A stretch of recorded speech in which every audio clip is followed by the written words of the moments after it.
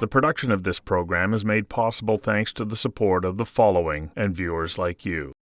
Every girl should have the opportunity to rise to her full potential, says Natasha Questel, the CEO of One Girl Can, a British Columbia-based not-for-profit organization dedicated to providing assistance to some of the world's most vulnerable girls. Questel adds, girls with high potential deserve a chance to rise above extreme poverty and gender inequality. As citizens of the world, we have a responsibility to aid others in reaching their full potential. Questel says One Girl Can is dedicated to educating, training, and mentoring girls to empower them to achieve their goals, earn a meaningful living, and build better lives for themselves, their families, and their communities. One Girl Can is an organization that's built on three foundational pillars: education, training, and mentoring. Questel notes that she is a living example of what one girl can do given a chance. She came from humble beginnings in Trinidad, then went on to graduate from the Stanford Graduate School of Business's LEAD program, and ultimately became the president of Happy Planet. I invited Natasha Questel to join me for a conversation that matters about the mission of One Girl Can. Natasha, welcome. Thanks, Jared.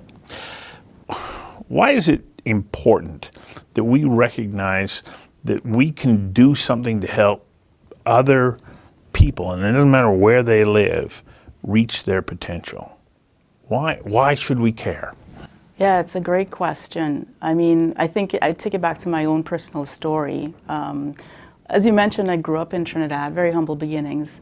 I often reflect on the fact that if a handful of very special people in my life didn't care, I probably wouldn't be sitting here with you today. And so the culmination of a lot of micro moments in my life where people have either opened a small crack in a door, they've been encouraging, they've given me a shot at school, they've given me a shot at a job. They ultimately end up in terms of a very powerful moment. So one moment of caring can really be exponential in terms of the benefit that you can have to a human being. And as you say, I'm a living example of that. I started off in Trinidad. I've had a beautiful journey to becoming a Canadian citizen, getting educated in North America, leading a very values-based organization, and then sitting here today as the new CEO of One Girl Can. Well, you're right. One or a number of small encouragements and bits of support led you on a path that ultimately led you to come here. And now you're such a strong contributor to this country that we are all calling home. And so we can say, well, you know, it's half a world away, why should I care? The answer is you don't really know. You have no way of knowing what your actions will ignite and how they will play themselves out. Well said. You know what, I did not know where necessarily I would end up, but I think back to exactly what you said. I started very far from home. Vancouver is very far from where I grew up. But because of sort of that journey, I will never stop paying back to Canada for letting me into this country as an immigrant. I will never stop paying back to the many people who've helped me, to the strong female mentors I've had in my life, to the strong educational system that I was able to acknowledge and to give back in terms of those moments. So I think it is a little bit random. You can't quite tell. But it's what you're saying in that the pay it forward in terms of the benefit is something that is larger than all of us. And so I think that's really what attracted me to this opportunity and this role. Well, and we're going to get to that in a moment, but we're touching on a theme that's really important to me, and that is we can do things and hope that they ignite certain outcomes. But we shouldn't become fixated on it that it has to be a particular outcome, because we don't know.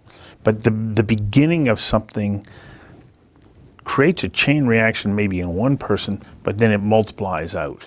And so this is why I celebrate what you're doing, because you're saying we want to give as many people as possible, namely young girls who don't have access to some of those educational and mentoring opportunities that become so important in being able to rise above situations of poverty. But it's so important for us to do that. So tell me a little bit about the history of One Girl Can and where your primary focus is in helping girls in Africa? Yeah, it's a good question. So One Girl Can started back in 2008. It was started by Lottie Davis. She's an extraordinarily inspirational entrepreneurial leader in her own right. She also is the founder of AG Hair. Over the last 15 years, the organization has been able to touch over 11,000 girls and to raise over $11 million. I know, fantastic, hey? And this all started from a very small team and vision here in Vancouver. And primarily we're focused on the Kenyan market as a starting point for where we're looking. We look globally in terms of where we wanted to really reach girls who were very vulnerable. So we're focused on the Kenyan market, but in terms of where we're going, our vision for the next 10 years is to become a global hub for generational change for women, which is a very big, powerful statement. We're looking at this from the perspective of there is a global crisis around gender inequality today. And really what we want to do is to look at it from this perspective of how can we help women in the most vulnerable parts around the planet in terms of helping them overcome extreme poverty and to break that cycle that they're often stuck into. So ideally we're looking at Kenya sort of as our first place where we start off, but our vision is really to grow, to find the areas around the world that can really benefit this in terms of reaching those girls. Got to get you to hang on for a second while we take a quick commercial break. We'll be right back. The production of this program is made possible thanks to the support of the following and viewers like you. So how do you deliver on the ground in Kenya? Yeah, great question. You've got this money, you're putting it into use there, and it's having an impact on thousands and thousands of girls. How does it manifest itself? Great question. We have a team dedicated working in Kenya. So we have a Kenyan team, a Kenyan board. That team really oversees the overall programming. So here in Canada, we do a lot in terms of obviously the fundraising portion of it. But the funds go directly to the three pillars that we talked about in Kenya. So we have educate. So a portion of any dollars that we raise goes towards sponsoring girls in university and vocational training in Kenya. So money directly to those girls? Exactly, money directly to the girls in terms of sponsoring girls to go anywhere from the end of primary school into university, so helping them bridge that. The second area that it goes into is training. So we help facilitate training programs, workshops, internships for girls, so actually getting them into meaningful job placements. And then the last is mentoring, which is very cool, and this is where I think, to your question, we have a lot of opportunity. We've been working more and more with corporations and individuals who are really interested in mentoring these girls, because a big part of obviously being successful is to have the right coaching in terms of life skills and, you know, building confidence in terms of what it takes to be successful in their careers. So those are the three pillars that we activate in Kenya, and that you know, has been the model that we're going to continue to build out for future. So I'm guessing now, because we can connect around the world online, mentors can be from anywhere. Absolutely, that's the joy. If anything, we're actually looking as our next phase for people who are interested in virtually mentoring, because there's no reason why anybody across the world cannot mentor. Our internship program is similar. One of the big benefits of what we're doing for the girls is more and more, increasingly now post-pandemic, people are working remotely. So being able to place the girls with internships globally is something that we're focusing on. We have our partnership with a company that helps us foster these internships, and it pays back in so many ways, because it's a way to globally connect the world, but also for people in organizations around the world to feel good about being able to help the girls. But you know, you're also hiring girls, you're making a big impact at a fraction of the cost that you would maybe hiring somebody from, you know, a different market. So it's a real win-win situation all around. I remember the late Hans Rosling, who was this remarkable statistician, and he talked about changes in countries where the girls were educated. And the higher the level of education amongst girls, the better everybody did. You don't have to tell me about that one. The entire country. Birth rates fell, productivity went up, GDP expanded, and then there was a much greater concern around the issues that are pressing our time. Environmental impacts, hatred, war. The benefits are remarkable. They are remarkable. I think this is and thank you for saying that, because this is the part of the conversation that we want to continue to spread awareness of, just how important having women gender equality globally is. There's so many benefits to it. As you say, it makes for better business. More creativity, innovation. It's better for the economy. It's better for the climate. Some of the areas around the world where there's a high degree of population, it strains the climate in terms of overpopulation. There are so many reasons why this is timely and topical in terms of many of the issues that we're facing today.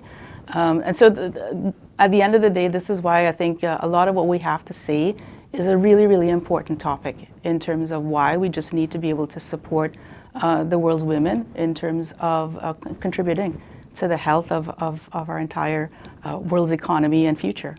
So, can you give me, one or two stories about some of these young girls that have benefited from the program early on? And everything, of course, is always growing and changing, but making it as personal as possible allows other people to see what the impact of their supporting what you're doing. Yes, can be. absolutely. We have our gala that's coming up. So the girl that we're featuring her name is Celine. Yeah. So she's one of our graduates. She's actually graduating. From where? She's graduating from university with a degree in information technology, so it's a university in Kenya. Yeah. The word that I would use to describe her is confident. And I think that's one of the things that I love about the beginning to the end point of these girls who complete the program. That's the word that keeps coming up, confidence. And so if I have to say we did one thing right, the fact that we were able to get these girls, and when you see the starting point, because some of the journey, it is truly humbling. They come from slums. There's no running water, electricity. Their entire family is very poor. Celine's story is remarkable because one of the things that really will strike you is it's not just about her. She talks about the confidence and what the program has done for her, also as a daughter, because she's also a role model, a daughter. She supports a family and her community. And one of the fantastic things about the program is the girls' interest in giving back. So many of the girls come back and either work for us or they contribute their salary towards supporting the program or even mentoring other girls. So they stay really connected. So there's that payback that you talked about, that real interest in continuing the journey. And again, it's exponential, right? It's not just her. It's an entire family, community, big network that gets impacted by her. But Celine is really inspiring. She'll be featured at our upcoming gala, but I thought that was a good example. So are you bringing her here for the gala? We are trying really hard to. She's stuck in the visa process, but usually we bring a girl every year to the gala because it's just such a powerful example of seeing. We are still working on it, fingers crossed. If not, she'll have to join you virtually. She will join us virtually. That's definitely the plan. This is our second break. We'll be back in a moment. The production of this program is made possible thanks to the support of the following and viewers like you. As you talk about confidence, I am reminded that, 10, 12 years ago, I was up at the Penticton Indian Band doing a project and talking to some young Indigenous youth who had gone through an education program. And one guy who seemed like so remarkably shy, I didn't think he was going to talk to me. I asked him if he would, come outside after the ceremony and do an interview with me on camera. And he goes, sure. So we go outside, and he told me about, in essence, having gone through a program like this. And I said to him, so if you were talking to another young person who was in a similar situation to yours, and they're like, yeah, I don't know that I want to take this program, what would you tell them to do? And he says, I tell them to do it. Yeah. And I said, why? And he said, well, because you'll learn a lot. I said, well, what was the most important thing that you got out of this program? And he said, well, self-confidence. Mm-hmm. And I went, why is that important? And he gave me the most beautiful quote, and I have repeated this over and over and over again because I think it's so true. He said, well, once you have self-confidence, it's like wildfire. You have no idea where it's going to take you. And is that not the magic then? So we give somebody a belief in themselves that they can learn, they can advance their skills, and who knows where that will take them because they now believe that they have that capacity to grow. Absolutely. You know what? That's why I said the confidence. When we talk about how do we measure impact, we're like, well, we could count girls going into schools and graduating, getting placement. I actually think what you're saying is the overriding measure, that confidence, that belief that you can change the world, that you can actually make impact. And you see it in the girls when they're graduating from the program. The ambition to actually make their mark is incredible, and it spreads. You can't help but feel it as well. And so I love that you share that story because that's exactly how I feel. Well, there's another component of what you're doing that I also think is extraordinary, and that is the mentorship element.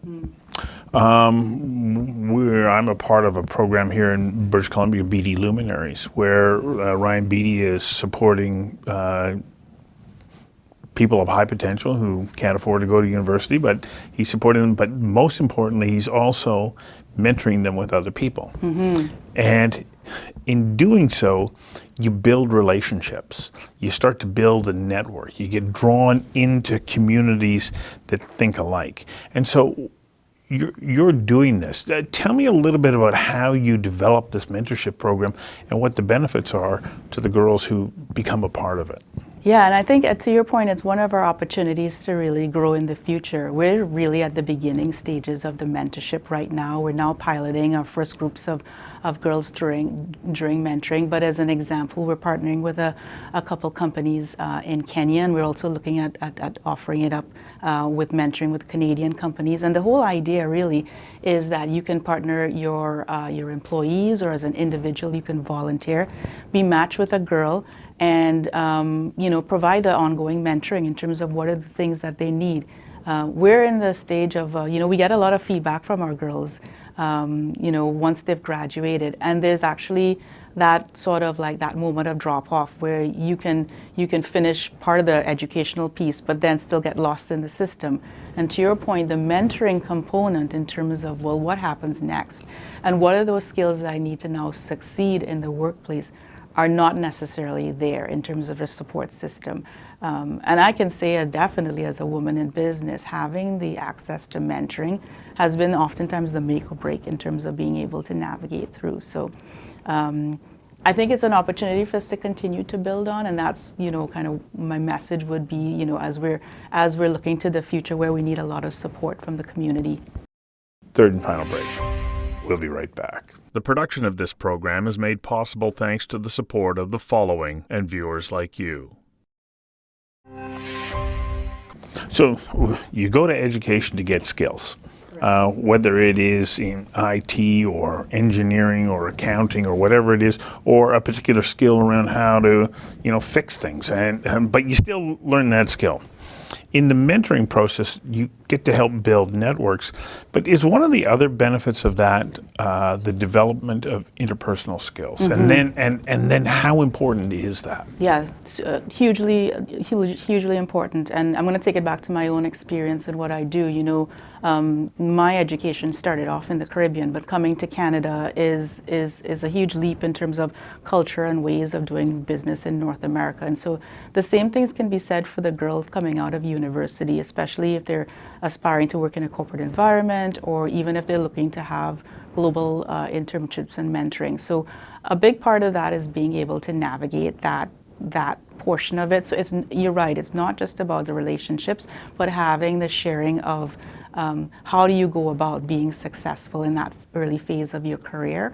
And I think, again, that's why we've highlighted that, because there's been almost like an area of vulnerability if we stopped at just the training, the university. Yeah, no, I think it's vitally important. I think about, I had when he was the National Chief of the Assembly of First Nations, Perry Bellegarde, in for a conversation. We were talking about how do we move forward. And he was talking about the importance of relationships. And he said something that I went, oh my gosh, I have to write that down and put it on my wall. And he's absolutely right. He said, if you cannot build relationships, which speaks to the interpersonal skills side of this, then you can't build anything. Correct. And so we have to figure out, how do we connect? And I think in part of that, especially if you have international mentoring, you're helping to cross cultural divides. Yes. You say this, okay, well, what do you mean by that? Oh, okay, well, we might say it this way. Exactly. And then you start to open up channels and create methods of communication that otherwise would get missed, and then opportunities get cut off. Exactly.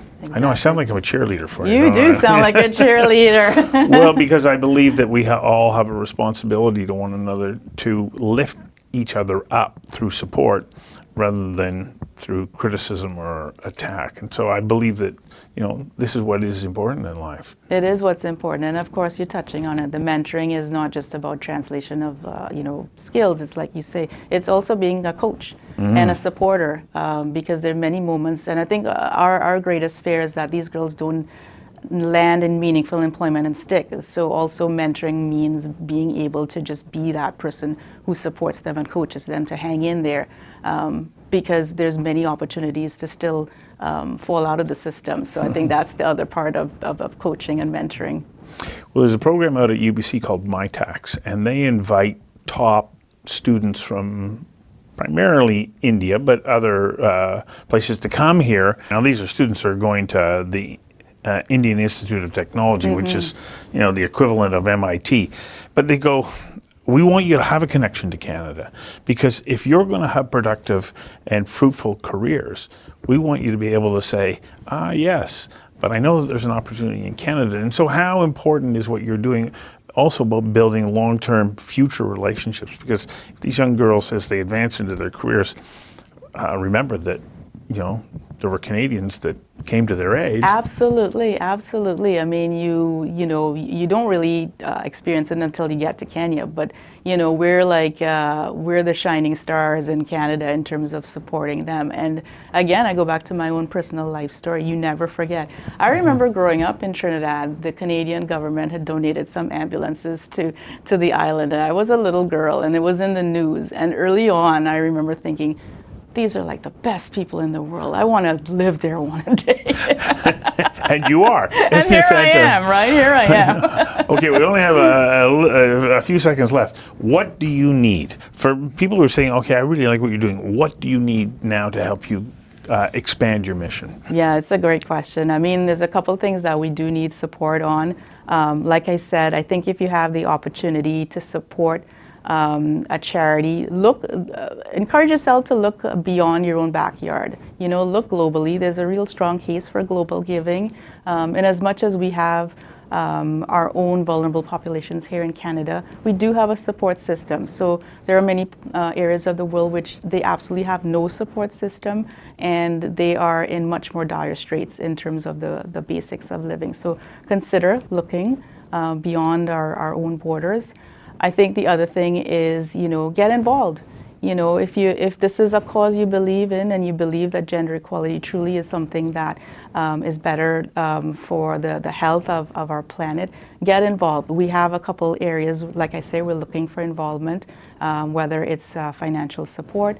We're also definitely looking at people who are interested in supporting us and the training, the internships, the mentorships from a corporate or individual point of view. And then the last I have to mention, our gala. Our gala is coming up on April 19th. It will be at the Commodore Ballroom, and it's going to be a really fun night. I've heard that it's always a mixture of laughter and tears.